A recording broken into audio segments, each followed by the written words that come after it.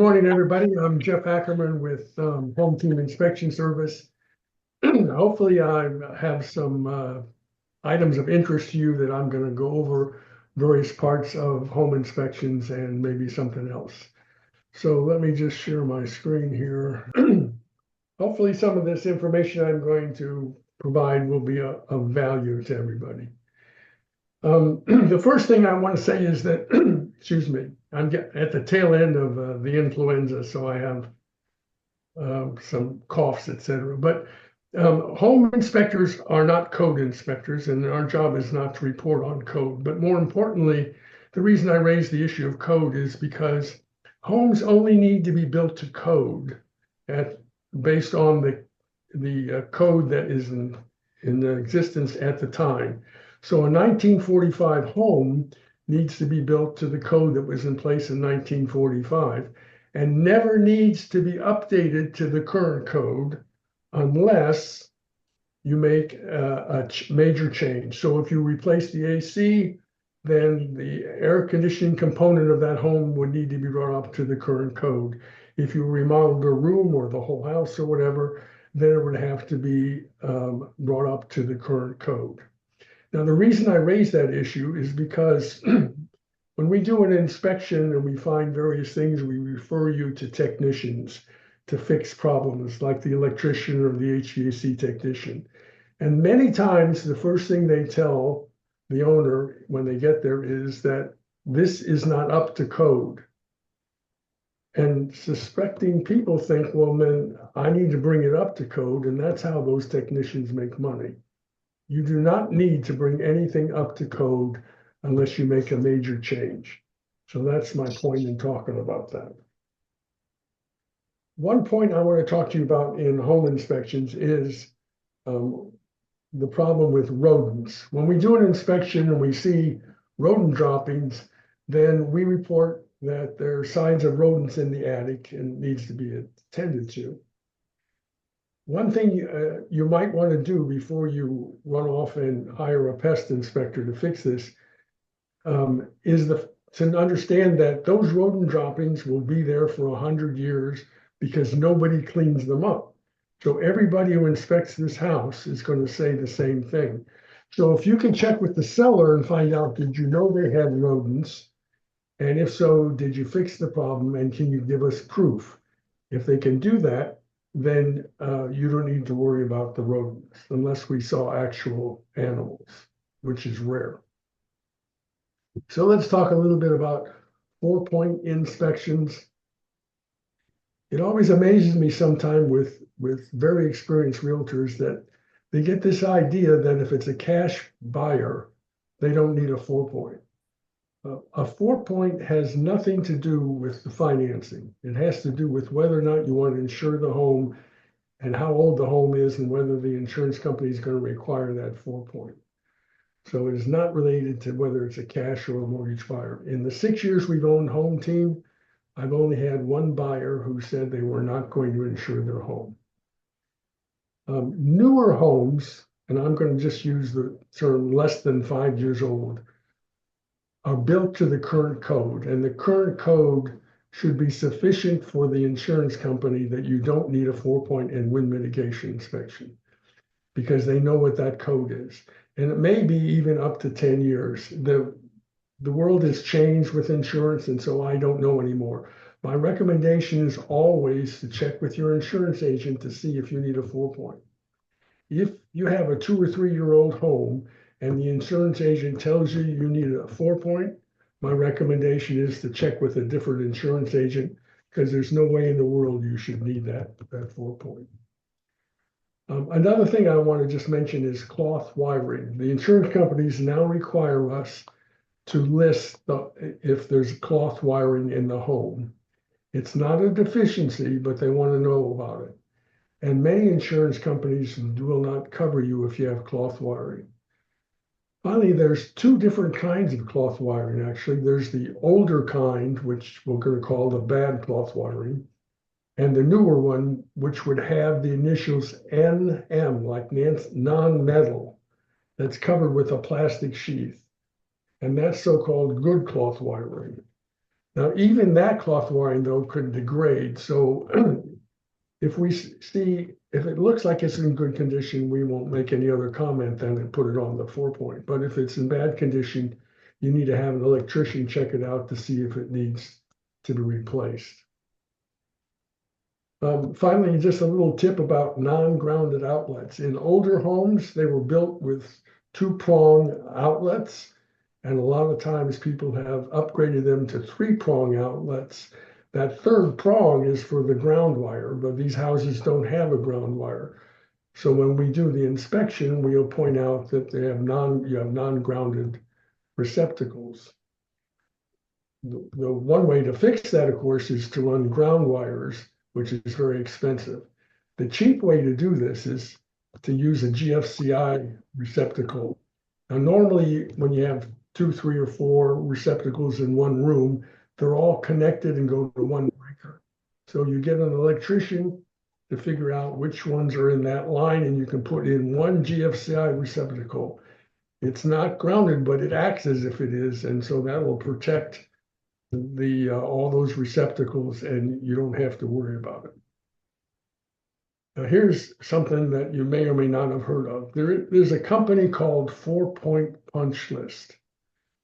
And if you send them your 4-point report, they will send you back an estimate of what it costs to fix everything that's on the 4-point. They happen to be able to fix everything, but that's why they do this as a marketing gimmick. I've referred a lot of realtors to these folks. I don't know if they've ever used them. I've never had any complaints. So just in case you're interested. Next, I'd like to talk a little bit about wind mitigation inspections. One thing I'd like to caution you on is if you're putting a new roof on the house, you want to make sure that they're putting the peel and stick, which is known as the secondary water resistant, or SWR, for which you get credit.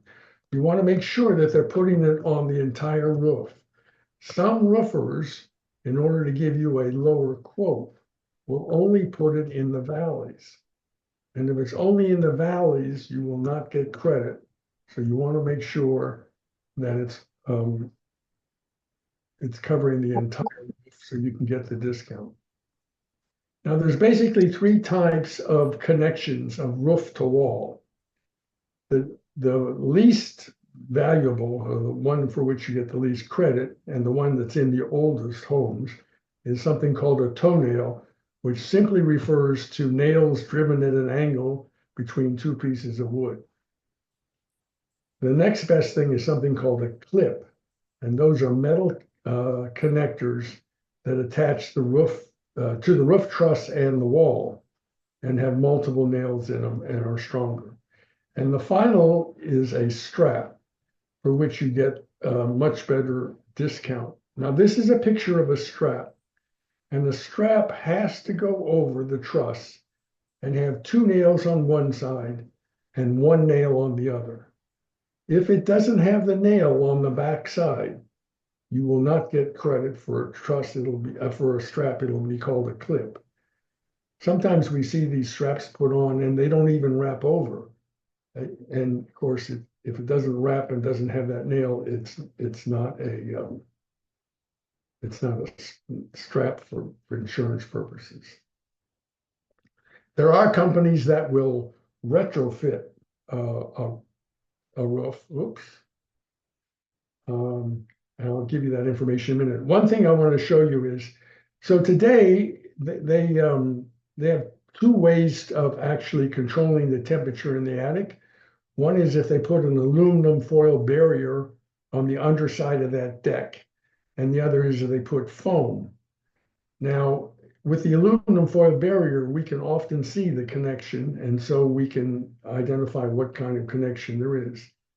But with this foam, we can't. So notice here that where this strap is where the roof actually comes to the end of the wall of the house and the drip. And if you look here, you can see that there's all total foam, and we cannot get in there to see what kind of connection it is.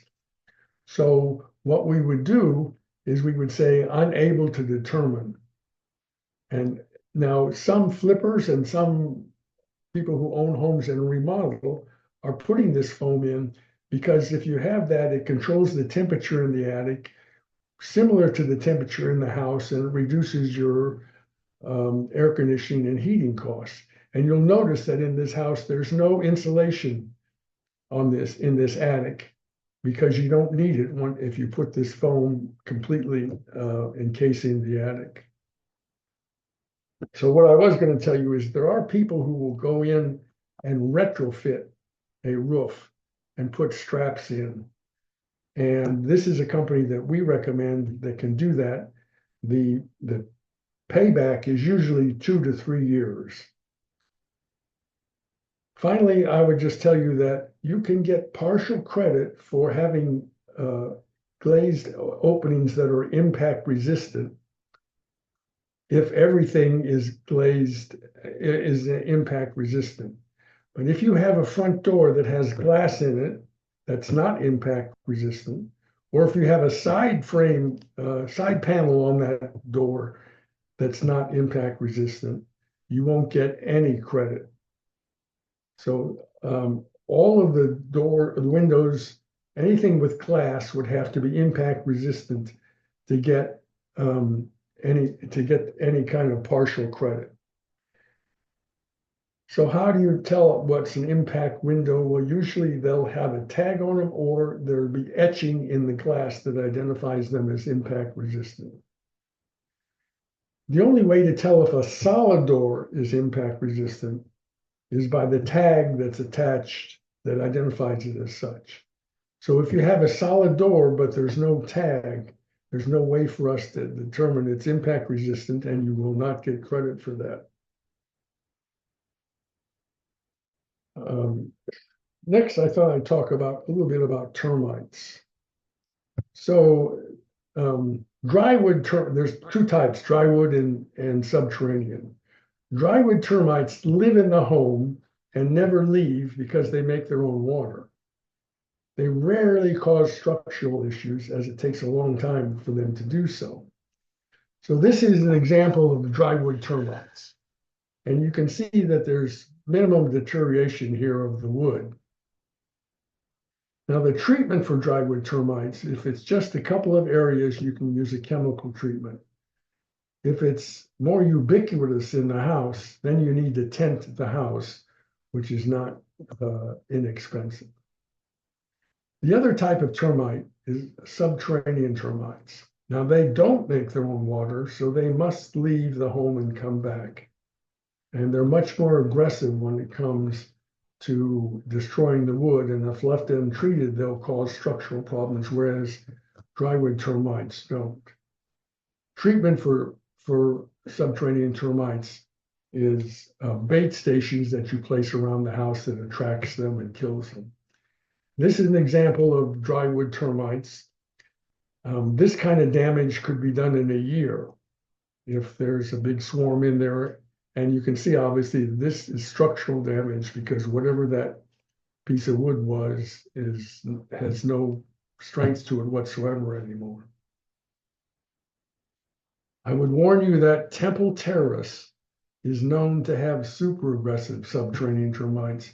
So it's always recommended to have a WDO if you're involved in a home in Temple Terrace. In fact, termites are ubiquitous everywhere in our area, so we really recommend you have a WDO anyway, unless it's a newer home. Now let's talk a little bit about flip homes. So there are good and there are bad flippers. This is a house that we actually inspected, and it looks cute. It's got nice curb appeal. And they went in there and they replaced the flooring, new cabinets, new countertops, new appliances. Everything looks great. Now I want you to remember, this is the picture you see from the street. But if you go up on that roof, this is what you're going to see. Obviously, there's a problem. And if you stood to the side of the house, there's not enough room for you to have seen that, so you would never know. And the problem right here is that where that arrow is, there's supposed to be a board. It's called a ridge board. And it's at the peak of the two sides of the roof. And it's what supports these rafters, and it's missing. And so and by the way, the person who flipped this house was a roofer. So what he tried to do was shore up the whole operation with new wood, which you see on the left there, and nailed to the old wood. But either the nails are too short or there's too much tension because it pulled apart and it's not doing any good. And this picture was from that flip house. So as one realtor said when I showed them this information, they asked me, was this before or after they flipped it? And obviously it needs to be flipped again. Okay, so the last thing, I think it's the last thing I'm going to talk about here is something that you may or may not be familiar with, which is pre-listing inspections. Now, some parts of the country, pre-listing inspections are the norm, and there's a reason for that. Under our current system, the buyer and seller negotiate a price. Then the buyer has a home inspection. And then the buyer and seller renegotiate the price based on what they found in the home inspection. With a pre-listing inspection, the seller finds out what's wrong with the home and fixes what they want. Usually they fix at least all the 4-point issues, so the buyer can get insurance. The report then would get updated for what was repaired or replaced. And then you can share the report with prospective buyers who now know what is wrong with the home. And there's only one negotiation, not two, because they've seen that report. Yes, the buyer may get their own inspection, but it's very unlikely it's going to turn up any major finding that weren't already known. Some listing agents are offering to pay for the pre-listing inspection to get the listing, and they've been able to secure it. We actually offer a discount to realtors if they pay for it, a 15% off of the normal price of the pre-listing inspection. And we also offer pay at close to whoever, to both the seller and the listing agent, whoever's paying for the inspection. And this is also something else that we offer with pre-listing inspections and actually with home inspections. But with a pre-listing inspection, you get a 90-day warranty that covers the major components of the home. It covers roof protection for leaks that are found afterwards, visible mold that wasn't there during our inspection, and protection against sewer problems, even if you didn't have a sewer inspection. And if you did, instead of 90 days, it's 6 months on the sewer. By the way, the roof is 5 years. We also have these signs that you can put in your yard, in the yard, or attach to your own sign that says that the home's been pre-inspected. And we think that that sign may get people curious to stop by and see what that means. So I think we have a little extra time here, so I thought I'd just show you some interesting things that we find. So this is a kid's bathroom, and apparently the mother got tired of cleaning up after him, so put his own urinal in there and let him clean up after himself. This is a remodeler who didn't want to hire an electrician. So you notice that that string is tied to one of these switches. So if you're in this remodeled room, you pull the string one way to turn on the lights in there, and you pull it the other way to turn them off. And this is a his and hers closet. You can imagine which one's on the right. If you're going to use a roofer, you want to make sure that they follow all the OSHA restrictions. And this fellow has this rope tied to his truck on the other side of the roof. Hopefully he will not slip.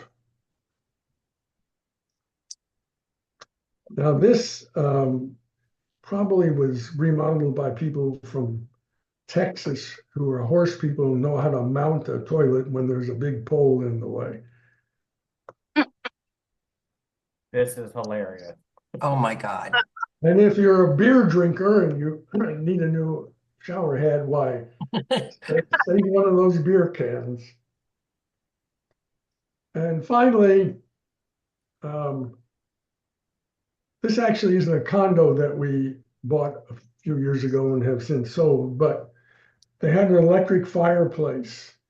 And on the other side of this wall is the master bedroom.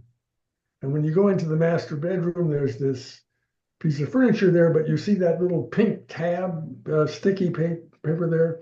It says, "Pull me out." And when you pull it out, you find out these people bought an electric fireplace that goes in a fireplace, which they don't have. So they just cut the hole in the wall, then got this piece of furniture, cut the back out and some of the drawers and the shelves, and slid it over. I could have lived with that, but not my wife. And so we had to replace it and fix everything. But anyway. So that's it for home team. I'm open to questions. Let's see if I can stop sharing. I have a question. Yeah. I recently had an inspection where I was representing actually both sides of the transaction, and the inspector recommended a whole home surge protector be added. The seller was willing, and when the electrician came out, and I use him a lot, he's like, it drives him crazy that these are coming up on inspections, and yet it's a older code, or I'm going to say code, you mentioned codes earlier, but that new home builders aren't required to do that. This was a house that was only 7 years old. I hate to tell you this, but I'm having trouble with sound. I need somebody. I'm sorry. Let me speak louder. Let me speak Tell me louder. briefly, what was the issue?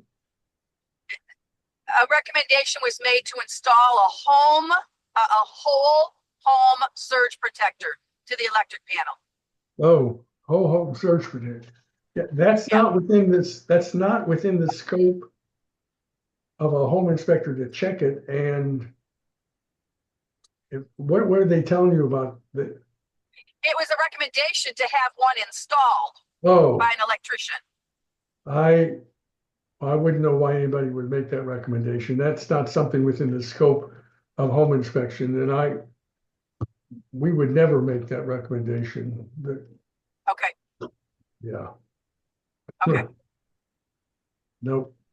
Well, thank you very This much. was a great presentation. My pleasure. Excellent. For the hilarious stuff at the very end too. That is just Yes. Yeah. Hi, good morning, everyone. Can you hear me? yes. Yes. Yes. Hi, good morning. Yes, sir. Thank you so much for that presentation. It was really, really informative.